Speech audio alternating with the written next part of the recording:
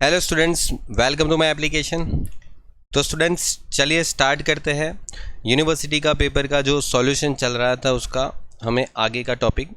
और देखो स्टूडेंट्स, हमारे एप्लीकेशन की लिंक जो है वो नीचे डिस्क्रिप्शन में है। अगर आप चाहते हो कि आने वाले जो सेमेस्टर है उसके लिए हमारे कोर्सेज़ को अगर आप ज्वाइन करना चाहते हो तो आप ज्वाइन कर सकते हो, ठीक है। और बहुत ही नॉमिनल से फीस में आपको सारे जो क्वेश्चन है बहुत अच्छे से, बहुत बेसिक से सिखाया जा सकता है, ठीक है। तो देखो यहाँ पर आपके पास एक बैलेंस शीट दे रखी है कुछ कंपनी की, और उस कंपनी की जो बैलेंस शीट है उसके हिसाब से आपको उसकी वैल्यूएशन निकालनी है, fair value of equity share. अब देखो फेयर वैल्यू निकालनी है ना, तो यहाँ पर आपको पहले नेट एसेट निकालनी पड़ेगी, ठीक है। और ये नेट एसेट कैसे निकलती है ये देख सकते हो आप। बहुत अच्छा पॉइंट है इस क्वेश्चन के अंदर, और सीखने लायक है, क्योंकि आगे चल के कोई नया क्वेश्चन, लॉन्ग क्वेश्चन भी अगर पूछते तो उसमें ये टाइप का टॉपिक पूछ सकते। देखो यहाँ पर एक लाइन पढ़ो, fix asset including a goodwill 5,10,000। मतलब आपके पास फिक्स एसेट और with goodwill, okay, with goodwill 5,10,000 है। मतलब इन्होंने क्या बोला पता है, ये फिक्स एसेट और फिक्स एसेट के साथ साथ गुडविल भी अंदर कंसीडर कर लिया है, और इसकी न्यू वैल्यू उन्होंने यहाँ पर दे रखा है। देखो यहाँ पर दे रखा है, और उन्होंने क्या बोला है कि बोले कि एक अनरिकॉर्डेड लायबिलिटी है 10,000। तो कोई बात नहीं, पहले फिक्स एसेट ले लिया, प्रिलिमिनरी एक्सपेंस हम कंसीडर नहीं करते, ओके। और करंट एसेट हम कंसीडर करें तो करंट एसेट कितना आ जाएगा, 1 लाख, क्योंकि क्वेश्चन में दे रखा है करंट एसेट 1 लाख। तो ये आ गया 6,10,000, ठीक है। उसके बाद आपको क्वेश्चन में बोला गया है कि 30% of current liability represent the provision for the tax. अब यहाँ पर आपके पास देखो करंट लायबिलिटी है, तो पहले एक काम करो, करंट लायबिलिटी पहले यहाँ पर लेस तो कर दो। करंट लायबिलिटी कितना है, 1 लाख। और एक अनरिकॉर्डेड लायबिलिटी है, अनरिकॉर्डेड लायबिलिटी सर कितनी है, अनरिकॉर्डेड लायबिलिटी 10,000। मतलब देखो 6,10,000 और उसमें 1 लाख माइनस करोगे और 10,000 माइनस करोगे तो कितना आ रहा है, 5 लाख, ओके, 5 लाख आ रहा है। ये आपका फाइनल आंसर आया 5 लाख। और यहाँ पर एक और चीज़ है जिसमें आपको प्रेफरेंस शेयर भी दे रखा है। प्रेफरेंस शेयर क्वेश्चन में शायद दे रखा है, देखो ऊपर जाओ पता चल जाएगा। ये लायबिलिटी हो गई, प्रेफरेंस शेयर 1 लाख हो गया। प्रेफरेंस शेयर भी क्वेश्चन में दे रखा है 1 लाख, और मतलब आपके पास जो नेट एसेट है for the equity share holder वो 4 लाख आ जाएगी। अभी आप इंट्रिंसिक वैल्यू निकाल लो, क्या जाएगा, net asset divide by number of share. Net asset आई 4 लाख की, और नंबर ऑफ शेयर शायद नीचे मिल जाएंगे। देखो यहाँ पर कितने हैं, 1 लाख है और 100 रुपये का शेयर है, डिवाइड कर लो इनको तो मिल जाएगा 1,000, ठीक है। तो 1,000 आपको मिल जाएंगे शेयर, और ये आ जाएगा ₹400 शेयर, ओके, पर शेयर की वैल्यू। और अभी देखो यहाँ पर मार्केट वैल्यू निकालने के लिए आपको क्या चाहिए, तो बोले कि आपको चाहिए प्रॉफिट। प्रॉफिट क्वेश्चन में बहुत अजीब तरीके से ढूंढना है, ध्यान दो। आपको यहाँ से पढ़ना है 30% of current liability represent the provision for tax, okay. मतलब कहना ये चाहते हैं कि आपके पास ये जो करंट लायबिलिटी है ना, ये जो करंट लायबिलिटी 1 लाख की, मतलब समझो करंट लायबिलिटी जो है कितनी है, 1 लाख की है। उस 1 लाख का 30% अमाउंट जो है ना वो प्रोविजन फॉर टैक्स है। मतलब प्रोविजन फॉर टैक्स जो होगा वो 1 लाख का 30% अमाउंट होगा। मतलब 30,000 अमाउंट जो है टैक्स, प्रोविजन फॉर टैक्स होगा उसमें, जो इसके अंदर इंक्लूड ही है, अपने को कोई प्रॉब्लम नहीं है उससे। फिर क्या बोला कि 40% जो है ना, 40% इस साल जो प्रॉफिट हुआ उस 40% प्रॉफिट जो है वो टैक्स में भरना है। मतलब बोलो, लिखो which is 40% of profit of current year.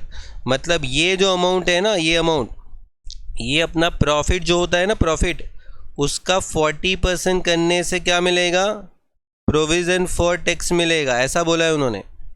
तो मतलब अपने को प्रॉफिट जानना है, तो 30,000 अपना प्रोविज़न फॉर टैक्स है ना, और ये 40% है, प्रॉफिट का 40% है, तो 40% को सामने लेके जाओ तो डिवाइड कर दो ना, तो कितना आ जाएगा, 75,000 आपका क्या मिल जाएगा, प्रॉफिट मिल जाएगा।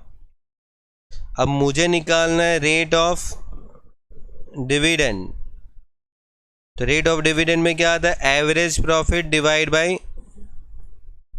Paid up capital into 100।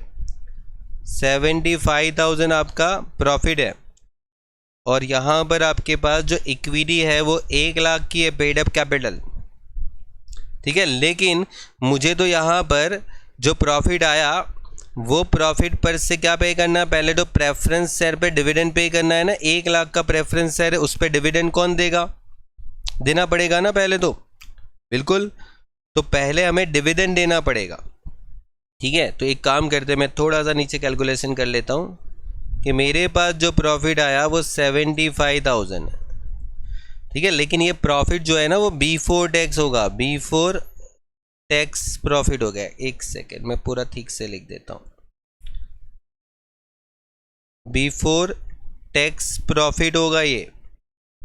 और इसमें से उन्होंने बोला है ना अपने को 40% टैक्स भरना है ना, 75,000 का 40% टैक्स भरना है, मतलब 30,000 का टैक्स भरना है। तो माइनस करेंगे तो क्या आ जाएगा, 45,000, और इसमें से प्रेफरेंस डिविडेंड लगेगा, और वो 10,000 लगेगा, क्योंकि 1 लाख का प्रेफरेंस है, 1 लाख का प्रेफरेंस है 10% का है, तो 35,000। और ये 35,000 का जो प्रॉफिट है वो हमारा यहाँ पर आना चाहिए। ये गलती मत करना, देखो मैंने 75,000 लिखा था, बाद में मेरे को रियलाइज़ हुआ कि ये प्रॉफिट जो है वो आपका बिफोर टैक्स प्रॉफिट होगा। मतलब ये जो प्रॉफिट है वो बिफोर टैक्स प्रॉफिट जो होगा उसका 40% टैक्स भरते हैं। तो आपको यहाँ पर बिफोर टैक्स प्रॉफिट जो है वो मिल जाएगा, ये अपना बिफोर टैक्स प्रॉफिट आएगा,